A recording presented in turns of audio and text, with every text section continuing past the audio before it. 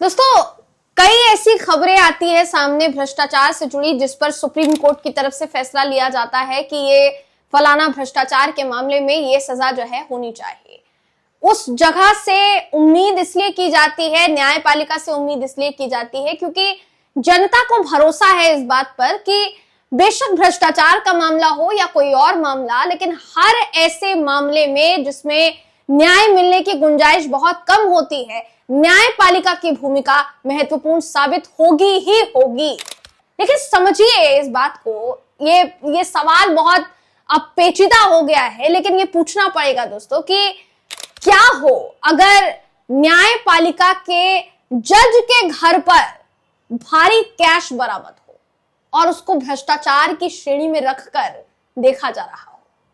मैं पूरा मामला क्या है जब आपको बताऊंगी दोस्तों तो आपके पैरों तले जमीन खिसक जाएगी, क्योंकि ये मामला सामने आया है एक जज को लेकर जिनके ऊपर आरोप लग रहा है भ्रष्टाचार का। हालांकि अभी तक सिद्ध नहीं हुआ है, लेकिन जो खबर सामने आई है उसने सबको हैरान कर दिया है। सबको मतलब सुप्रीम कोर्ट को भी हैरान कर दिया है। और सुप्रीम कोर्ट कॉलेजियम ने, सीजीआई ने एक ऐसा फैसला ले लिया है जो नजीर बन गया है। मैं इस खबर में आपको बताऊं कि पूरा मामला क्या है, आखिर तक इस वीडियो को जरूर देखिएगा। नमस्कार, मेरा नाम है जयंती झा और आप देख रहे हैं देश नीति। दिल्ली हाई कोर्ट के माननीय न्यायाधीश यशवंत वर्मा साहब एक बड़े आरोप में घिरे हैं। यह आरोप उन पर तब लगा जब वो दिल्ली में ही नहीं थे।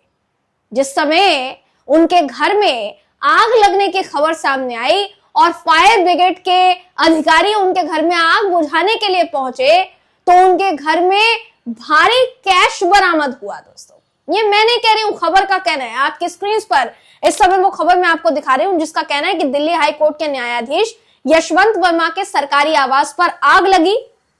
आग लगने के बाद जब पहुंचता है वहां पर फायर ब्रिगेड तो उसे भारी मात्रा में नकदी जो है वो बरामद होती है, जिसकी वजह से न्यायपालिका में हड़कंप मच गया।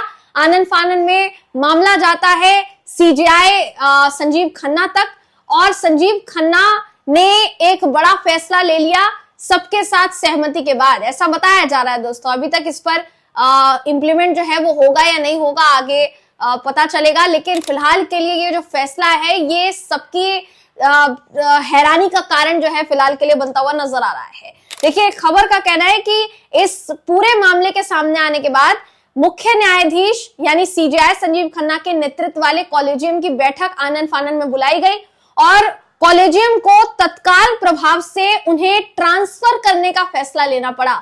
उनको ट्रांसफर करके, यानी यशवंत वर्मा को ट्रांसफर करके वापस से इलाहाबाद हाईकोर्ट भेजने का जो है निर्णय यहां पर बताया जा रहा है कि लिया जाने वाला है। टाइम्स ऑफ इंडिया की रिपोर्ट के मुताबिक जब आग लगी उस समय न्यायमूर्ति वर्मा जो है वो शहर में नहीं थे, शहर से बाहर थे, लेकिन उनके परिवार के सदस्यों ने फायर ब्रिगेड और पुलिस को सूचना दी। दमकल कर्मियों ने आग बुझाने के दौरान एक कमरे में भारी मात्रा में नकदी बरामद की, जिसके बाद इस पूरे मामले की आधिकारिक एंट्री दर्ज कर ली गई। स्थानीय पुलिस ने वरिष्ठ अधिकारियों को सूचित किया और उसके बाद खबर सरकार के उच्च अधिकारियों तक पहुंची और आखिरकार सीजीआई संजीव खन्ना तक ये पूरा मामला पहुंचता है, उनको जानकारी दी जाती है। जैसे ही सीजीआई संजीव खन्ना को ये बात पता चली, उन्होंने तुरंत सुप्रीम कोर्ट कॉलेजियम की बैठक बुलाई।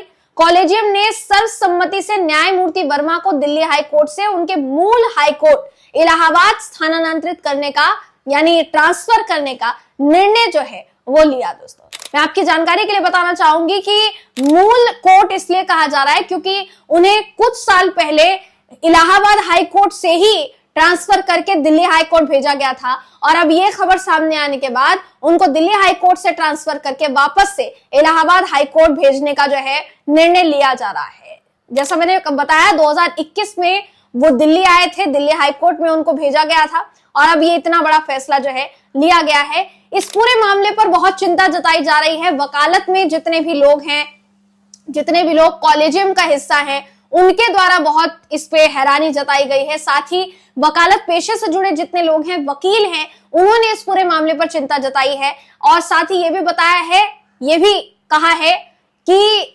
न्यायपालिका में भ्रष्टाचार जैसे आरोप लगना ये जनता के बीच अगर जाता है तो न्यायपालिका की छवि को खराब करने में ये अहम भूमिका अदा करेगा। कॉलेजियम के कुछ सदस्यों ने इस घटनाक्रम पर चिंता जताई और ये कहा कि अगर केवल ट्रांसफर इनका किया जाता है तो ये इस बात का हल नहीं है, इनसे इस्तीफा लिया जाना चाहिए। ये यहाँ पर वो बोलते हुए नजर आए, क्योंकि उनका ये कहना है कि अगर सिर्फ और सिर्फ ट्रांसफर किया जाता है और जनता के बीच ये पहुंचता है कि भ्रष्टाचार का आरोप लगने के बाद इनका ट्रांसफर किया गया है, तो कहीं ना कहीं जनता का विश्वास न्यायपालिका पर से कमजोर होगा, जो नहीं होना चाहिए। इसलिए इनसे इस्तीफा लिया जाना चाहिए। इस्तीफे की मांग जो है उसका सुझाव दिया गया कॉलेजियम की तरफ से, और अगर वो इनकार करते हैं तो संसद के माध्यम से उन्हें हटाने की प्रक्रिया शुरू की जानी चाहिए।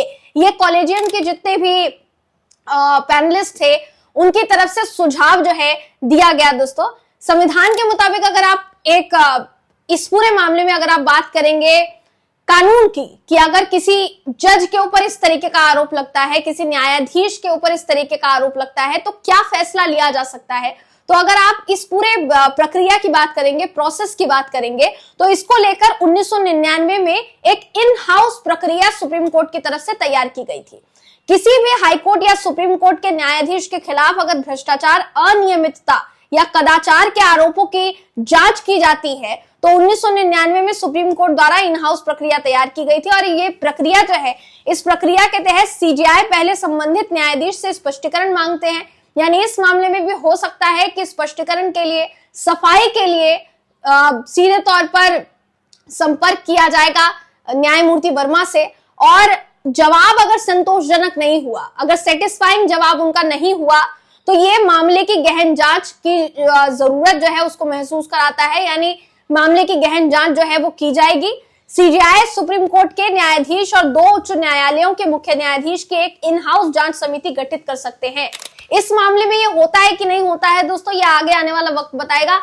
लेकिन फिलहाल इसी बात पर नजरें टिकी हुई है कि अगर मामले में सीजेआई स्पष्टीकरण लेते हैं या न्यायाधीश यशवंत वर्मा का, तो उनकी तरफ से क्या जवाब दिया जाता है और क्या जवाब नहीं। आखिर उनके घर में, सरकारी आवास में इतना कैश क्या कर रहा था, इतना कैश कैसे बरामद हुआ उनके सरकारी आवास से, ये सवाल फिलहाल के लिए उठ रहा है। मैं आपको कुछ प्रतिक्रियाएं यहां पर बताना चाहूंगी, चाहे वो कपिल सिब्बल हो, चाहे वो पूर्व मुख्य न्यायाधीश हो, सबकी तरफ से इस पूरे मामले पर चिंता जताई गई है और कहा गया है कि ये न्यायपालिका में बिल्कुल भी नहीं होना चाहिए, क्योंकि ये कहीं ना कहीं जनता के विश्वास को जो है कमजोर करता है। ट्रांसफर के अलावा जांच की जो बात है वो कही गई है, लेकिन पूर्व मुख्य चुनाव आयुक्त डॉक्टर SY कुरैशी ने कहा है कि बेशक शर्म की बात है, देखते हैं क्या कार्रवाई होती है और क्या तबादला, क्या सिर्फ और सिर्फ तबादला एक सजा है, ये भी सवाल जो है पूछा गया है।